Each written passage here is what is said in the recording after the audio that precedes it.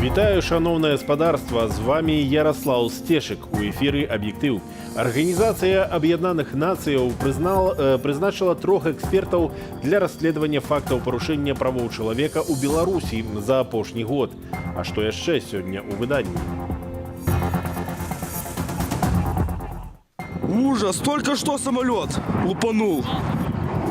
У Барановичах разбился войсковый самолет.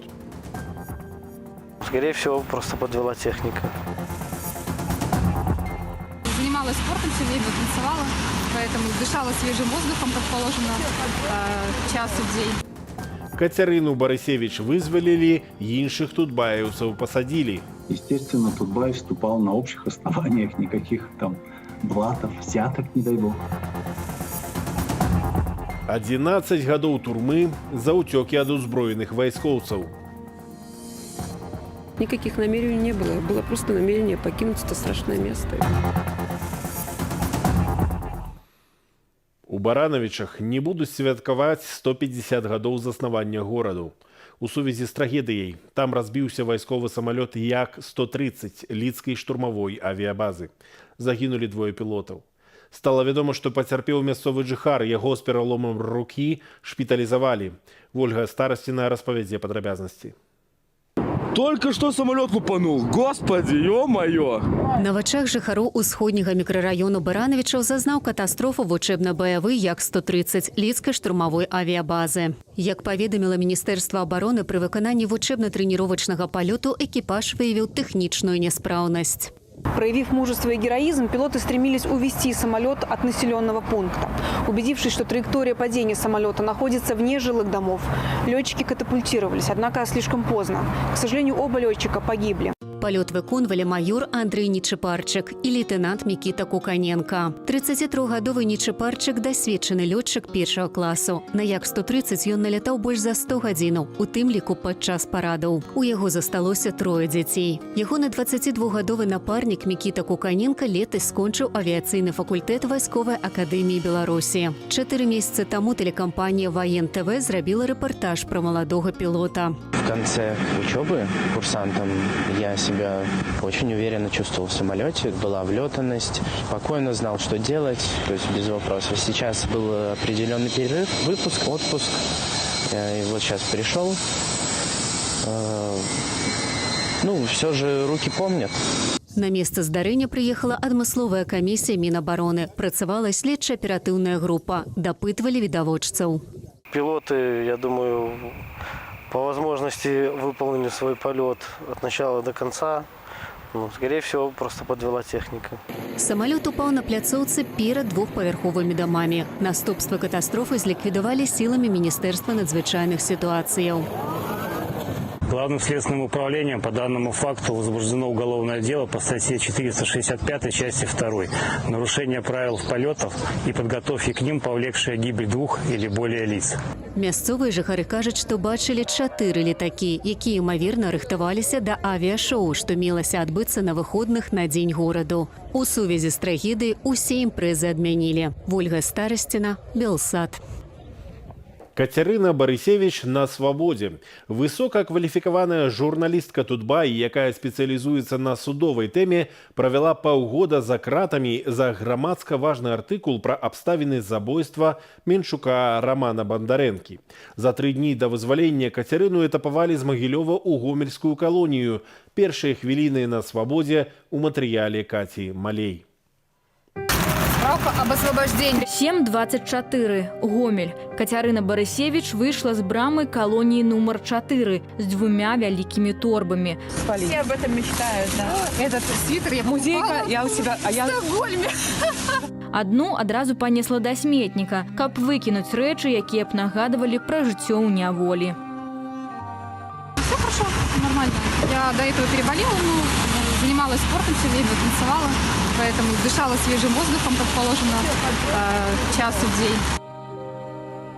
Турэмным тэрмінам Кацярыну пакарала суддзя Святлана Бандарэнка 2 сакавіка. Журналістку затрымалі летась 19 лістапада, калі яна выйшла з дому ў краму. Гэтак званую справу 0 праміля завялі, абвінаваціўшы ў разгалошванні медычнай таямніцы, што пацягнула цяжкія наступствы. У сваім артыкуле Кацярына напісала, што забіты на плошчы Пераменаў Раман Бандарэнка быў цвярозы. Доктара Артёма Сарокіна, які падаў Барысевіч гэтую інфармацыю, асудзілі на 2 гады пазбаўлення волі з затэрмінаваннем на год і забавязалі выплаціць 1450 рублёў. 15 лет работаю журналистом, каждый день пишу материал, и мне кажется, ни одному журналисту в голову не взбредет, что твоя статья может послужить тем, что ты окажешься в колонии. У Жодзінскай следчай турме Кацярыне прысвоілі карычневую картачку, як схільнай да экстрэмізму асобе. З Жодзіна ў Магілёў, а адтуль у Гомель жанчыну этапавалі у кайданках. Со мной вместе были 2 женщины, осужденные за убийство после 39 статьи. У них сроки были 9-10 лет. Они потом смеялись, что они ехали просто, спокойно, а я, как экстремист или склонный к экстремисту, ехала в наручниках. Ничего, я этот этап тоже прошла. У няволі Кацярына прачытала каля 30 кніг, вывучыла больш за 30 танцаў розных краінаў свету і сабрала сотні жыццёвых гісторыяў. Журналістка адзначыла, што ўнутры заўсёды заставалася свабоднай, ішла з горда паднятую галавой нават у кайданках. Мне кажется, я теперь научилась на все безумные вещи смотреть спокойно. Сказать, что меня кто-то там сломал, или я стала другой, какой-то там в ноябре зашла одной, а вышла другой, я так не могу сказать. Оказалось, к моему хорошему большому удивлению, что я очень сильный человек. Это было приятно. Его обниматься. Пасля 12-й у Менску родныя і калегі чакалі Кацярыну з кветкамі. Яна іх вельмі любіць. Я в цветах, с клубникой, с вишней, поела голубики, сыр, все хорошо. Сёння ўпершыню за паўгода Кацярына Барысевіч абняла сваю дачку Дашу, пасмакавала маміны сырнікі ды боршч. У планах адпачываць у вёсцы, вырошчваць кветкі і сустракацца з сябрамі. Нашыя ж калежанкі Кацярына Андрэева і Дар'я Чульцова за кратамі ўжо 185 дзён. Вызваляць іх 20 лістапада на лета. Катя Малей, Белсад.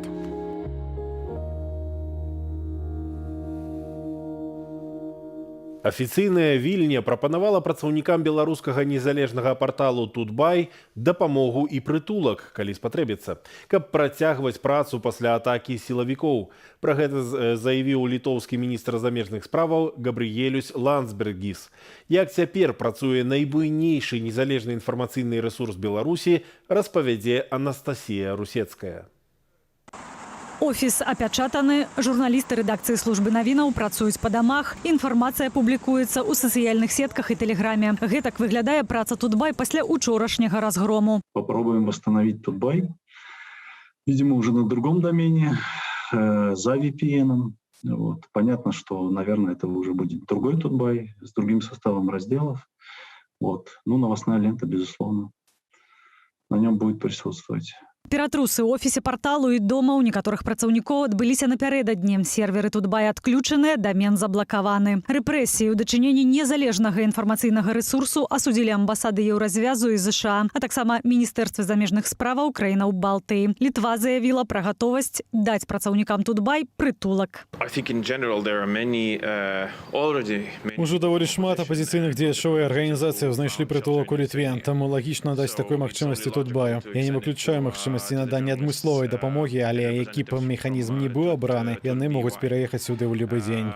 За кратамі цяпер 11 працаўнікоў Тутбай, сярод іх галоўная рэдактарка Марына Золатава і гендырэктарка Людміла Чэкіна. Статус затрыманых дагэтуль незразумелы. Сёння стала вядома пра затрыманне намесніцы галоўнага бухгалтара Марыі Новік, намесніка гендырэктара па тэхнічных пытаннях Александра Дайнейкі ды менеджера Андрэя Аўдзеева. Дасюль невядома, дзе ўтрымліваюць суўладальніцу Тутбай, удаву Юрыя Зісера Юлію Чарняўскую. Ейная дачка Яўгенія мяркуе, што маці ў закладніках. Мне відавочна, што мама выкарыстоўваюць сілавыя органы, каб ціснуць на Тутбай. Акрамя таго, апошнія месяцы быў ціск на акцыянераў парталу і на нашу сям'ю з мэтай атрымання кантролю над дзейнасцю Тутбай. Дзіўныя паведамленні з розных каналаў сувязі мне і маім калегам.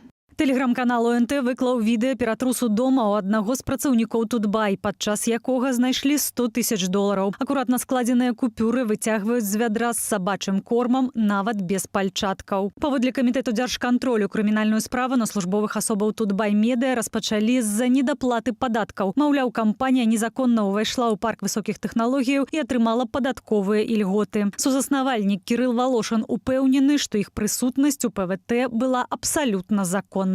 Естественно, Тутбай вступал на общих основаниях, никаких там блатов, взяток, не дай бог. Подавал точно так же план, вступал несколько раз, вступал в ПВТ после декрета о ПВТ 2.0, да, когда разрешили в том числе рекламную деятельность заявлять. Моцны ціск на незалежную прэсу і зачыстка інфармацыйнай прасторы пачаліся пасля леташніх выбараў прэзідэнта. Інтэрнэт-рэсурсы блакавалі, газеты забаранялі друкаваць, журналістаў арыштоўвалі. Аднак на знішчэнне Тутбай улады наважыліся толькі цяпер. Улады ўсё ж такі, я думаю, узважвалі, таму што вельмі папулярны партал і туды заходзіла шмат апалітычнай публікі, таму што там цэлы набор сервісаў, і фінансы, і надвор'е, і пошта. Але палітычныя меркаванні ўрэшце для ўлад пераважылі, яны вырашылі, што хоць гэта будзе і грубы удар, але трэба зачышчаць вось гэта медыйнае поле. Калі ўлады паспрабуюць паставіць Тутбай на службу дзяржаве, пацярпяць фіяска, упэўнены эксперт. Бо на такі інфармацыйны рэсурс ніхто не будзе заходзіць. Дагэтуль парталам Тутбай карысталася траціна беларусаў. Анастасія Русецкая, Белсат. Сёння ж пад прыцэл сілавікоў трапілі і працаўнікі нашай Нівы. У кватэры ў галоўнага рэдактара выдання прайшоў ператрус, сілавікі забралі тэхніку. Егор Мартинович паведаміў, што сілавікі прыйшлі ў межах крымінальнай справы, не звязанай з ягонай працай на нашу Ніву, але падрабязнасці ён сказаць не можа, бо знаходзіцца пад падпіскай аб неразгалошванні. Менскі гарадскі суд пасадзіў на 11 гадоў калоніі ўзмоцненага рэжыму інжынера БНТУ Ціхана Восіпава. Яго прызналі вінаватым у замаху падчас разгону мірных пратэстаў 11 жніўня. Юлія Цельпук. А вот он еще рисовал. Нарадзіліся з розніцаю ў 2 дні, знаёмыя з 5 класу школы. Вольга і Ціхан Восіпавы разам ужо 8 гадоў, 4 з іх у шлюбе. Разам збіралі пазлы, падарожнічалі, на будучыню Беларусі глядзелі падобна. Помню, когда был коронавирус, что я говорю, Тихон, поехали куда-нибудь в лес. От всего вот этого отмазки еще куда-то. От всего вот этого отмазки еще куда-то. Мы с ним поехали в какое-то поле, там пожарили с ним колбаски. Сейчас фотография на диссидент Ма висит с этого поля. Ціхану Восіпаву сёння прысудзілі 11 гадоў у калоніі ўзмоцненага рэжыму. Пракурор Антон Тюменцаў прасіў 12. Вінаватым прызналі паводле 3 артыкулаў крымінальнага кодексу: замах на забойства вайскоўцаў, удзел у масавых беспарадках і загадзя ілжывы данос. Толькі ў апошнім, хлуслівым даносе Мянчук прызнаў віну. 1300 рублёў маральнай шкоды прызнаным пацярпелымі сілавікам сям'я Ціхана сплаціла яшчэ да суда. Наогул ён 9 месяцаў адседзеў дарэмна ні за что. Поэтому я тут говорить вам ничего не могу. А тут Тихон ни в чем не виновен. Это однозначно. 11 жніўня у адзін з найбольш крывавых паслявыбарчых дзён Восіпаў кінуў аўтамабіль ля гэтага вадаёму, патэлефанаваў у службы 102 і заявіў пра ўгон. Гэтак спрабаваў абараніцца ад магчымых рэпрэсіяў за тое, што на сваім БМВ уцёк з вуліцы Прытыцкага, раён метро Пушкінская, дзе сілавікі білі машыны і людзей, якіх адтуль выцягвалі. На газ аўтамабілю, які цяпер малююць ягоныя пляменнікі, націснуў, калі пабачыў скіраваны ў свой бок аўтамат супрацоўніка. Пракурор жа цвердзіў, спрабаваў наўмысна наехаць на 5 супрацоўнікаў унутраных войск. 15 км в час скорость. То есть он просто катился. Это скорость велосипеда. То есть никаких намерений не было. Было просто намерение покинуть это страшное место и все. Сям'я і сведкі падзеяў ад пачатку настойвалі, што пагроза жыццю Ціхана была надзвычай высокая. У апошнім слове малады чалавек звяртаўся да суда. З абвінавачаннем пракурора я не згодны. Я лічу, што гэта неправамоцнае, надта суворае пакаранне. Спецыялісты судова-псіхіятрычнай экспертызы распісалі мяне як станоўчага і адэкватнага чалавека. Я ніколі ў жыцці не пайшоў бы на гвалт, а ўжо на забойства кагосьці. Тым больш. Сімвалічна менавіта сёння палітвязня Александра Троцкага, зняволенага на 10 гадоў праз абвінавачанне таго ж пракурора, перавялі з Менскага СІЗА нумар 1 у Магілёўскую турму нумар 4 яшчэ да апеляцыі. Нягледзячы на такія выпадкі, сям'я Восіпава рыхтуецца да перагляду справы. Завтра пойду на свидание, узнаю уже лично. Последний раз мы виделись в январе с ним, разговаривали. Но так держался, надеялся, то он тоже. Гэтую коробку Вольга прызначыла на лісты ад мужа і паштоўкі. Адна прыгажэйшая за другую і кожная пра каханне і свабоду. Вольга піша да мужа, а ў вольную хвіліну таксама да іншых асобаў, якія трапілі ў падобную жыццёвую сітуацыю. Юлія Цельпук, Белсат. Адразу некалькі пазоваў у міжнародны крымінальны суд у Гаазе падалі грамадзяне Беларусі супраць Александра Лукашэнкі. Што гэта азначае ў юрыдычным сэнсе, распавядзе Ірына Дарафейчук.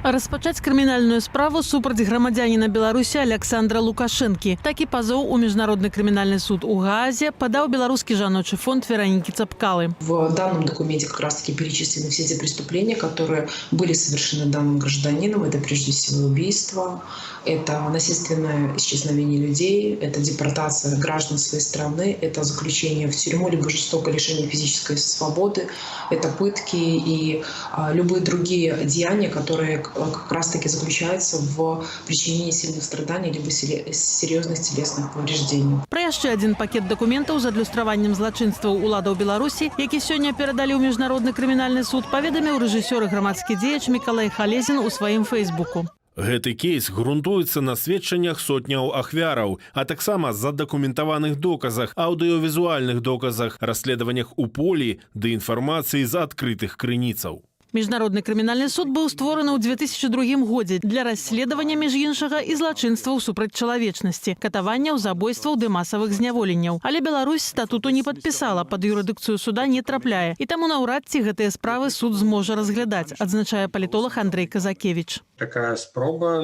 але я зноў жа паўтору, яна хутчэй выглядае як некая такі інфармацыйны ход, разлічаны хутчэй на грамадскі резонанс. Канешне, для того, каб гэта сапраўды дамагчыся такога прыцягнення, то яшчэ трэба будзе прайсці вельмі доўгі шлях гэтым людзям. Пакараць вінаватых у гвалце можна і сёння, але не ў міжнародным суде, а ў суде адной з еўрапейскіх краінаў, дзякуючы універсальнай юрысдыкцыі. Гэтая міжнародная працэдура дазваляе прыцягваць да адказнасці за незаконныя затрыманні, катаванні, выкраданні ды забойствы людзей, здзейсненыя ў іншай краіне. Калі гэтыя злачынствы сістэматычныя, маштабныя і падчас гэтых злачынстваў альбо забіваюцца людзі, альбо над імі ўчыняюцца здзейкі, то гэта дае магчымасць прыцягнуць да такой адказнасці. Адпаведныя заявы беларусы ўжо падалі ў пракуратуры Літвы і Чэхіі. 4 нямецкіх адвакатаў ад імя 10 пацярпелых ад катаванняў беларусаў звярнуліся ў Генпракуратуру Нямецчыны. Распачаць крымінальную справу супраць Лукашэнкі заклікала генеральнага пракурора краіны і Святлана Ціханаўская.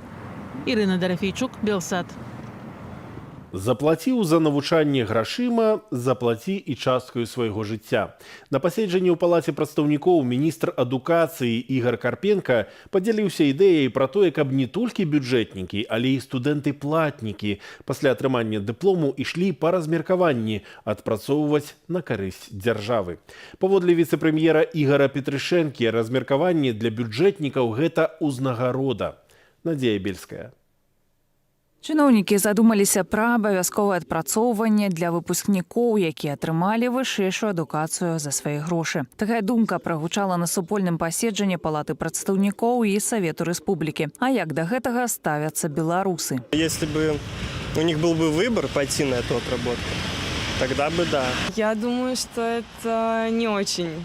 Потому что у нас, в принципе, в основном идут студенты на платные, чтобы потом не было такого, что их отправляют в села за гроши работать. Они мало того, что отдали денег, так еще и больше отдали денег. Ну и зачем? Это не нужно платникам, как для платников.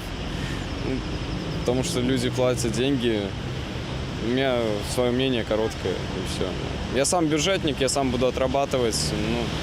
больше ничего не могу сказать. Для бюджэтнікаў размеркаванне гэта ўзнагарода, лічыць намеснік прэм'ер-міністра Ігор Петрышенко. У некаторых выпадках платнікі таксама звяртаюцца да камісіі, якая накіроўвае на працу. Міністр адукацыі Ігор Карпенко налічыў каля 1000 такіх асобаў штогод. Таму мяркуе, што статус маладога спецыяліста можна цяпер надаваць і ім. Толькі вось як быць з тымі, хто не пагодзіцца на прапанаваны варыянт працы, дэпутаты не ведаюць. Адказнасць за зацікаўленасць выпускнікоў прапановваюць перакласці на працадаўцу. Выпускник зажат бюджетник между барщиной и оброком. Вот это вот такой насильственный способ трудоустройства, это, конечно, анахронизм абсолютный. Теперь распространить этот анахронизм на большее число платников довольно проблематично. Такім чынам улады спрабуюць пераадолець частку эканамічных праблемаў, лічыць кандыдатка педагагічных навук Святлана Мацкевич. Даже выход из кризиса может быть обеспечен только через предоставление определенных вот этих вот свобод. И только тогда человеческий ресурс начинает работать и адекватно отдавать свои компетенции, свой вот этот вот ресурс отдавать на определенных условиях. Да? К сожалению, это или не понимается, или, наверное, понимается, как мне кажется, но принципиально, именно принципиально избирается другая тактика и стратегия управления человеческим ресурсом. Адмовіцца ад размеркавання можна, але каштаваць гэта будзе прыкладна ў 5 разоў больш за суму, пазначаную ў дамове. Гэта без уліку стыпендыі і матэрыяльнай дапамогі. Сума ў кожнай установе будзе свая з улікам каэфіцыентаў, якія ў бухгалтэрыях адрозніваюцца. А гэта ўжо закрытая інфармацыя. Надзея Бельская, Белсат. На гэтым у мяне ўсё, але наперадзе вас чакае размова дня Святланы Калінкінай з пытаннем, чаму сілавікі і чыноўнікі ваююць супраць гуманітарных праектаў, а не супрацоўнічаюць з імі. З вами быў Ярослаў Сцешык. Трымайцеся.